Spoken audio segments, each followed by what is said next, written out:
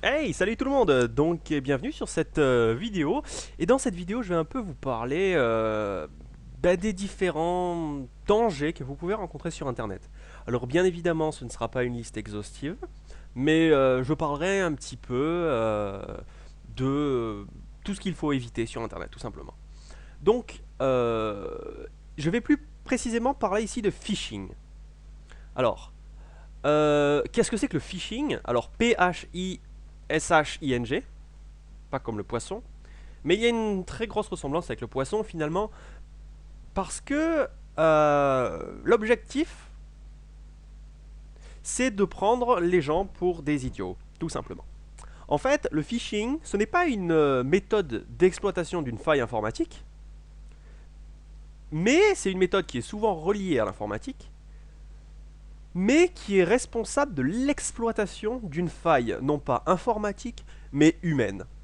Une faille que moi j'appellerais ici l'ignorance, tout simplement. Donc je vais essayer de vous donner ici quelques petits exemples pour un peu que vous puissiez comprendre, tout simplement, de quoi vous devez vous méfier sur Internet. Et voilà, et j'ai même préparé des petits trucs, et des très très petits trucs. Hein. Donc, par exemple, vous avez la situation de vol de données bancaires, par exemple. Voilà, on va par exemple regarder ça. Je vais changer l'encodage. Et vous pouvez recevoir un jour sur votre boîte aux lettres un message qui ressemble à ça. Cher client, nous avons le regret de vous informer que l'accès à votre compte bancaire a été bloqué pour une durée indéterminée suite à un nombre excessif de tentatives d'accès à votre compte bancaire. Pour réactiver votre compte, cliquez ici. Avec un lien. Ici, vous voyez le lien. Il y a écrit http://www.bank.com. Alors, bien évidemment, je vais sur ce lien et j'arrive sur le forum de Björnulf. Pourquoi? Parce que ce qu'il y a écrit ici n'a rien à voir avec le lien. Lorsque je mets le curseur, vous voyez en bas à gauche du navigateur, vous voyez écrire le véritable lien. Vous voyez ici donc http://www.bjornulf.fr/forum. Donc ici vous voyez que le lien n'est absolument pas celui qui est écrit à l'écran. Voilà. Cette méthode, ce principe peut être trivial, mais c'est quelque chose que vous devez faire attention, tout simplement. Donc, voilà un exemple de mail que vous devez éviter. Une deuxième version. Cher client, nous avons le regret de vous informer, blablabla, le texte est pareil, et ici vous avez un lien. Maintenant, si vous regardez ce lien, donc ici, pour l'instant ce lien, il est ici. Alors, je vais l'écrire en gros peut-être quelque part, afin que vous puissiez mieux le voir. Parce qu'il est écrit un peu petit, mais voilà le code. Tout ça, voilà la ligne, si vous voulez. Vous avez http://www.bank.com.bjornulf.fr. En fait, ce qu'il faut bien comprendre, c'est identifier le domaine. C'est quelque chose de capital. C'est-à-dire que ici, le domaine n'est pas bank.com. C'est faux. Le domaine, c'est bjornulf.fr, tout simplement parce que il y a un slash à cet endroit-là. S'il y avait un slash à cet endroit-là, remplaçons ce point par un slash. Ça, qu'est-ce que ça veut dire? C'est le domaine bank.com. Et dans le domaine bank.com, il y a un dossier qui s'appelle bjornulf.fr. Maintenant, qu'est-ce que ça veut dire quand vous voyez ce genre de choses? Ça, le domaine doit être identifié par vous très rapidement. Il s'agit du domaine bjornulf.fr. Ensuite, lorsque vous avez un point, à gauche, vous avez un sous-domaine. Un sous-domaine classique que vous connaissez tous est le fameux www. Maintenant, un sous-domaine peut avoir un nom plus compliqué. Il peut s'appeler www.bank.com. C'est tout simplement un sous-domaine. Pour simplifier à l'extrême, il s'agit tout simplement d'un dossier dans bjornulf.fr qui s'appelle www.bank.com. Donc c'est une partie intégrante de bjornulf.fr. Donc toujours quand vous utilisez ou que vous voyez des adresses, toujours des URL, comme on les appelle, il faut tout de suite identifier le nom de domaine en question. Ici vous voyez qu'il est mis en gras dans le navigateur. Si vous arrivez à voir ici, il est mis en gras automatiquement par Firefox. Mais bien évidemment, dans certaines situations, vous n'allez pas forcément le voir, etc. Donc faire très attention. Toujours identifier le domaine en question, pour pas qu'il y ait de problème, tout simplement. Alors, vous avez ça. Et maintenant, lorsque vous recevez un mail, vous devez aussi identifier, tout simplement, le mail. Si vous avez par exemple, on va regarder, par exemple, votre banque, voilà. Si vous avez votre banque, si vous recevez un message dit il y a un problème sur votre compte, en banque par exemple, et que l'adresse se termine par hotmail.com, ou par orange.fr, ou par wanadoo.fr, ou même gmail.com, c'est forcément, c'est très probablement du n'importe quoi. C'est tout simplement un utilisateur lambda qui se fait passer pour. Tout simplement. Ici, je mets votre banque, c'est un exemple, évidemment. Donc faire attention dans toutes les situations que vous identifiez, je me répète, l'URL, donc le site en question, le site web en question. Que voilà, ne soyez pas dupes. Vous devez identifier le site web en question et, bien évidemment, la personne en question qui vous envoie ce message. Est-ce qu'elle est légitime, etc. Par exemple, une adresse qui pourrait être légitime, ça serait plutôt quelque chose du genre service technique, arrobase, ici on avait pris l'exemple de banque.com par exemple. D'accord? Service technique arrobase banque.com peut être une adresse légitime. Est-ce que ça veut dire que ça l'est? Pas forcément. Mais ça peut donner un semblant de légitimité.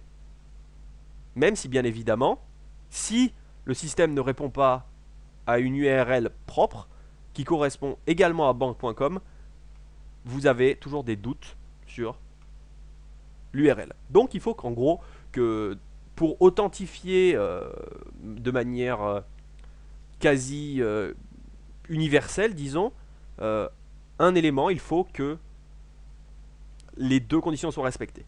Que l'URL soit propre et authentifiée et que le destinataire ou l'émetteur soit authentifié. Voilà. Après, bien évidemment, on ne va pas tomber dans la paranoïa, mais il y a encore pas mal de possibilités dans le sens où si votre réseau est corrompu, il se peut que vous receviez des messages, que vous émettiez des messages ou que vous allez sur certains sites internet qui ne sont pas forcément en référence avec ce que vous faites. Voilà. Donc je ne vais pas forcer la paranoïa un peu, c'est-à-dire qu'ici par exemple, vous comprenez bien que www.bank.com bjornulf.fr, théoriquement je vous ai dit que ça appartenait au site web bjornulf.fr. Maintenant, je vais lancer une commande ping sur bjornulf.fr pour vous montrer. Ici vous voyez l'adresse IP de bjornulf.fr, c'est 87 106 98 58. Voilà, donc je ne vais pas parler de l'adresse IP, mais voilà en gros l'adresse de bjornulf.fr. Maintenant je vais faire un ping sur www.bank.com.bjornulf.fr.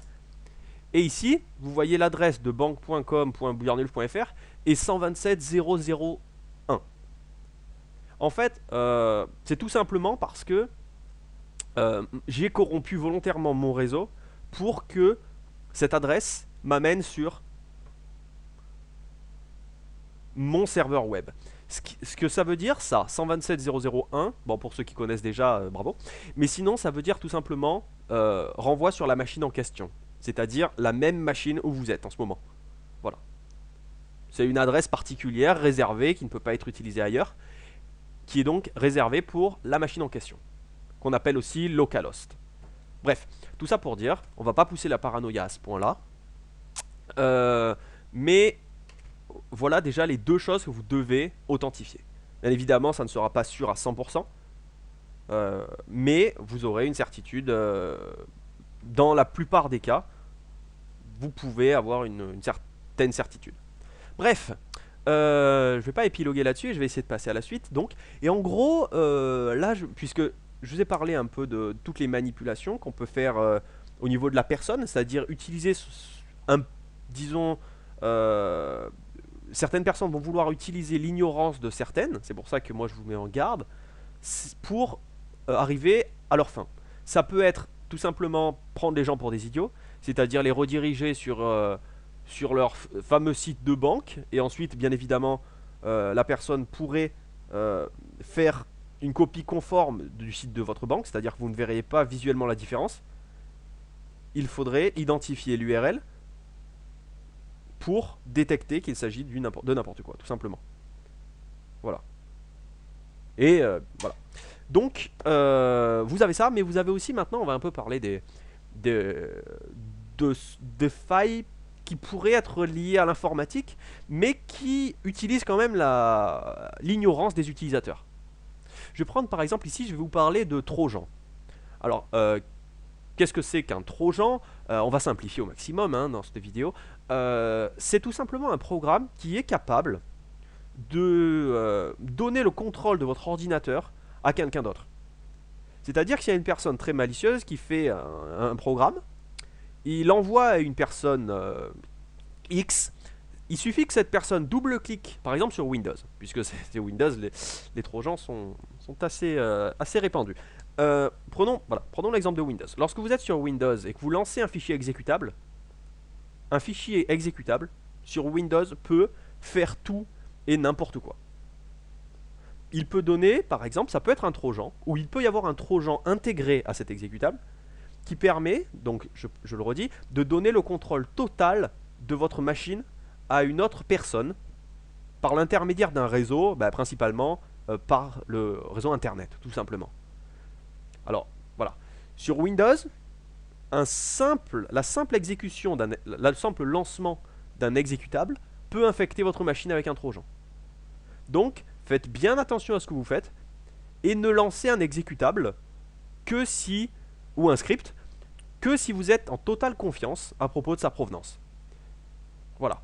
Ou que vous êtes capable d'exécuter directement le code, bien évidemment. Si vous avez le code source, vous pouvez être capable, s'il s'agit d'un script, Perl, Python, Bash, etc., ou même Batch ou PowerShell, si vous analysez le contenu ou l'émetteur, ça vous permettra d'avoir de la confiance sur la provenance. Si vous téléchargez un programme, par exemple, c'est sur Clubic ou sur 01.net, par exemple, ou sur Bjornulf.fr, par exemple, vous pouvez être en totale confiance.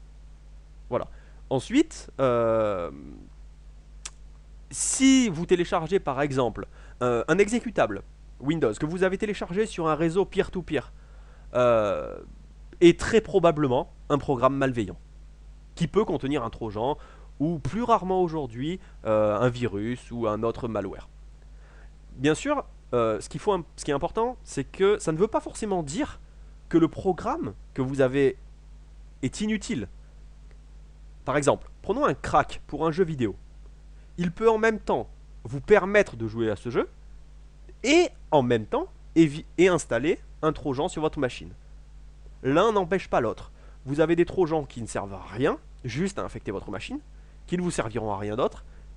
Et bien sûr, vous en avez... bref, vous avez plusieurs possibilités, tout simplement.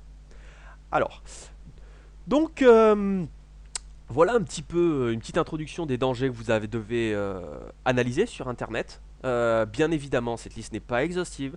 Je pourrais en parler longtemps. Mais voilà, cette vidéo n'a pas pour objectif d'être technique, mais juste que n'importe quel utilisateur puisse se protéger d'une certaine manière sur Internet. Voilà, sans avoir besoin de savoir programmer ou quoi que ce soit.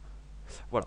Bien évidemment, plus vous avez des connaissances approfondies sur Internet, plus, en informatique de manière générale, plus vous pouvez surfer en toute sécurité sur Internet.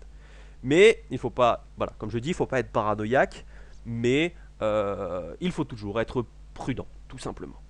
Voilà, je ferai sûrement une autre, comme j'ai beaucoup de choses à parler dans cet élément, je ne sais pas si je mettrai ce contenu en ligne, mais il est possible que je parle d'autres éléments plus techniques dans d'autres vidéos si ça intéresse certains. Voilà. Donc, je mettrai aussi en lien là en commentaire de cette vidéo, je mettrai un lien vers un exemple de phishing que vous pouvez rencontrer sur Internet, qui a pour objectif de vous faire installer tout simplement un trojan ou ce genre de choses. Donc, regardez le lien de la description de la vidéo. Et j'espère que ça vous a plu, j'espère que ça va vous aider, et j'espère que ça pourra sauver certains d'entre vous. de certaines personnes peu scrupuleuses qui utilisent tout simplement, qui n'ont pas de connaissances informatiques pour être tout à fait honnête. Enfin, bon, pas toujours, mais disons qui utilisent la crédulité des gens, tout simplement. Donc ne vous faites pas avoir. On dit souvent que plus grande faille informatique, c'est l'être humain derrière le clavier, et c'est vrai. Donc il faut non seulement protéger la machine, mais aussi vous protéger vous. Donc voilà, c'est tout pour cette vidéo, et je vous dis à très bientôt.